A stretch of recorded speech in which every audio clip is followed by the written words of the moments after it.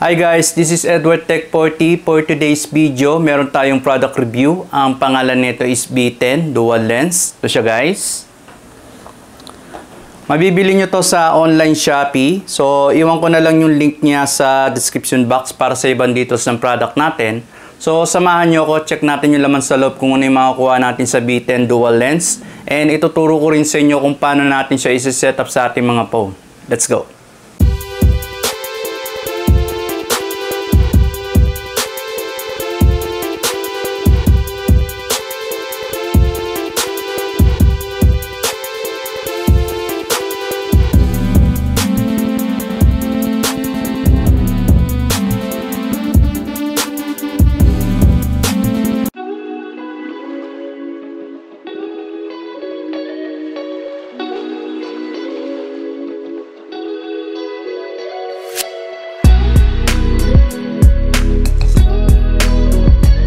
So guys, ito lahat yung nakuha natin sa box. Meron tayo ditong warranty card. And ito naman yung ating manual para sa ating B10. Then meron din tayo ditong screw, tsaka yung kanyang anchors. Then yung kanyang gasket sa cable. And ito naman yung kanyang power adapter. Ang voltage nito is 12 volts, 2 ampere. Ito yung pang-plug natin sa B10 natin. And ito naman yung sa power. And dalas yung ating budget camera na B10 Dual Lens. Ayan. Medyo may kalakihan yung product natin guys. Ano to, indoor or outdoor, pwede natin siyang gamitin. Good to para sa mga small business natin or sa mga household. Pwede nyo ilagay sa gate kung gusto nyo na ma-monitor yung labas. Bali ano naman siya, dual lens. Yung isang lens sa kalsada, then yung pangalawang lens doon naman sa loob, mabibiew. IP66 na rin siya, waterproof. Ang kulay niya is dark gray sa ibabaw, then black yung nasa baba. Yung dual lens na guys, ito sa taas, ano to, fixed lens na siya. Then sa baba, ito naman yung yung PT lens, pan and tilt, na re-remote mo to gamit yung phone natin. Ano na rin to, two-way. Meron siyang speaker tsaka mic. Bali yung mic niya nandito sa harap. Then yung speaker niya nandito sa nasa ilalim, sa baba, sa PT lens. Ayan. Then meron na din siyang antenna, dalawa.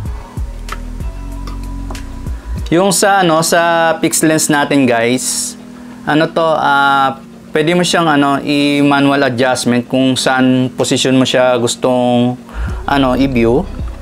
Sa ilalim nito, sa PT lens, dito nyo ilalagay yung yung micro SD card natin. I-open nyo lang tong rubberized na cover. Dito sa port ng SD card, ayan, nasa pinakababa. Dito nyo i-insert yung yung inyong micro SD card. Then sa tabi nito, ito yung kanyang reset button. Kung gusto natin i-reset yung ating camera. Maganda naman yung cover niya, rubberized, hindi siya mapapasukan ng tubig. Tsaka yung alikabok, ayan. Covered na siya. Pagdating naman sa storage ng camera natin guys, umaabot to ng 128 GB. HD na rin yung IR night vision neto, tsaka colored. Pagdating naman sa digital tsaka optical zoom neto is ×4. Meron na rin tong motion track tsaka motion detection. Marami rin siyang LED light sa gilid niya guys, tsaka yung IR night vision niya. And pagdating naman sa preset ng camera natin guys, dito sa mga lenses natin, sa PTC, yung tilt nito, umaabot siya ng 90 degree, then yung pan niya is 270 degree. Yung sa zoom niya naman guys, sa digital, tsaka sa optical, ×4 yung niya, yung sa zoom niya. Multiple users pwedeng gumamit dito sa camera natin, tsaka naman to, rotation monitor naman siya. Sa connection nito, pwedeng Wi-Fi connection or LAN connection. Pero yung gagamitin natin is Wi-Fi connection. Ituro ko muna sa inyo kung paano natin siya i-set up sa app. Dito sa cable niya, nandito yung kanyang LAN port. Then ito naman yung sa niya, sa power. Dito niya ipa-plug. So tara guys, i-set up natin yung ating camera. Medyo maiksi yung power adapter natin. So kailangan nyo ng extension para dito sa power adapter natin. So plug na natin to. Maya lang i-install natin siya sa labas. Pero check muna natin yung camera. Plug natin. Ayan, umilaw siya. Yung sa niya guys, so ito yung sa LAN port niya, umilaw din. Camera is starting. Please wait. Starting pala yung camera natin. Ayan, rotating siya. Bluetooth is ready. Please scan the QR code on the camera and wait for the connection. So, kailangan natin i-on yung ating Bluetooth para makakonect tayo sa camera. So, baba ko muna ng konti yung ating camera. Ko-connect tayo sa Bluetooth. So, on natin yung Bluetooth natin. So, connecting pa lang siya. Try muna natin mag-connect bago tayo mag-scan ng QR code. Check lang natin. So guys, hindi siya connected sa Bluetooth natin. So try muna natin i-scan yung QR code ng camera para makakonect tayo dito sa camera natin guys. I-install ko muna yung V380 app. Bali, punta lang tayo sa Google Play Store. Then type lang natin yung search V380 app. Ito, V380 app on mobile phone. Then sa baba may mababasa kayong V380 Pro. Click lang natin, install. So, ang nito, ang setup natin is wireless, Wi-Fi yung gamit. After na na-install siya, click na natin tong open. Then, click lang natin tong box na to. Read and agreed. Swipe na natin to. Get started. So, sa akin guys, wala pa tayong account. So, click lang natin tong register. So, click muna natin kung ano yung region natin. Click Asia. Confirm. Then, yung ating email. After na na-input na natin yung email, click na natin tong next. Then, nag-send ng link si V380 sa ating email. Punta lang tayo dun sa inbox para ma-confirm lang natin yung ating verification code. Doon natin kukunin. Punta lang tayo sa email. Ito yung verification code na na-receive natin. So, ito yung ita-type natin. After na na-input na natin yung code, click natin next. Then, magsiset up tayo ng password. Bali, simple password lang. Pass, $sign. After na na-input na natin yung pag-setup natin ng password, click na natin tong confirm.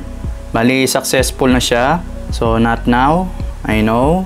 So, yun guys, na-install na natin yung ating app na V380 Pro. So, click natin tong plus sign. Click add camera. Only this time. Then, may makikita kayo na scan. Ayan. Itatapat lang natin to sa sa QR code ng camera natin dito sa likod. Tapat lang natin. Ayan.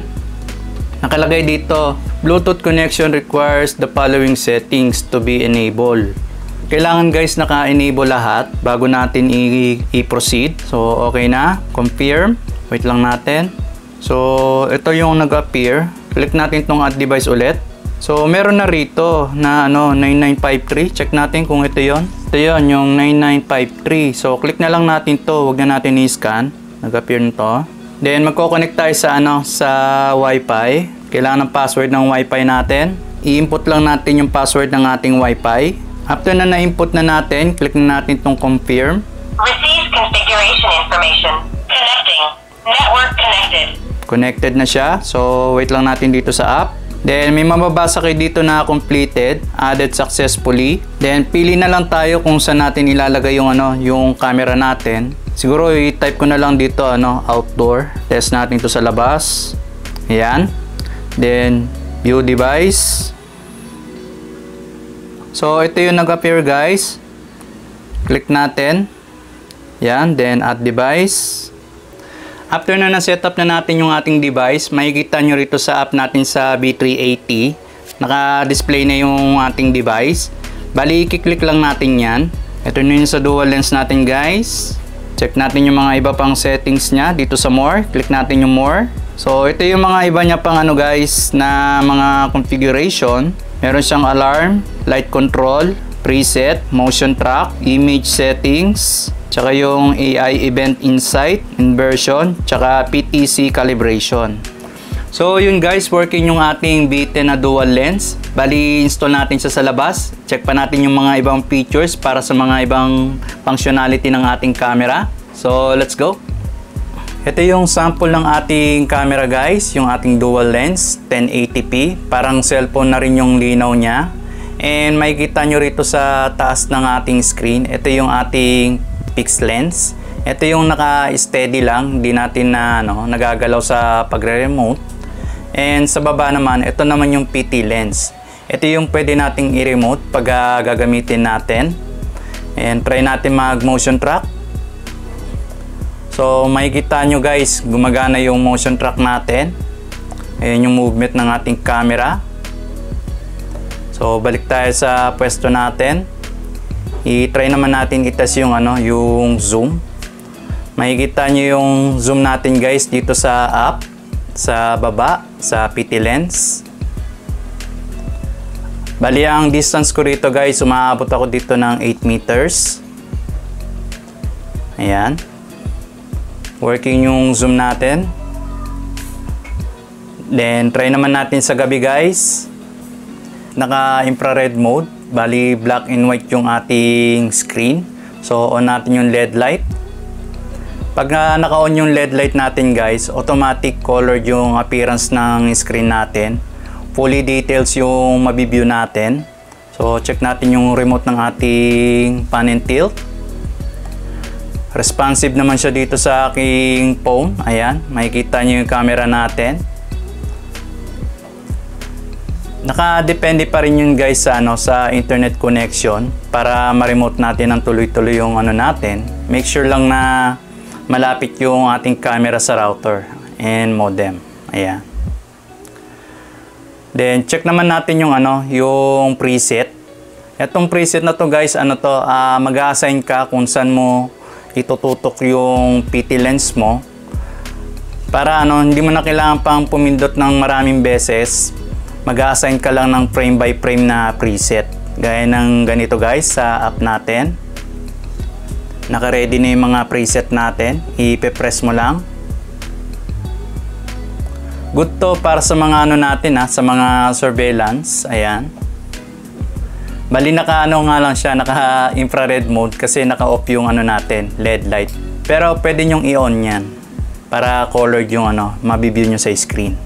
So yun guys, yung performance ng B10 dual lens camera. Don't forget to hit yung ating subscribe button and click mo na yung notification bell para ma-notify ka sa mga iba pa nating unboxing reviews and tutorial tips.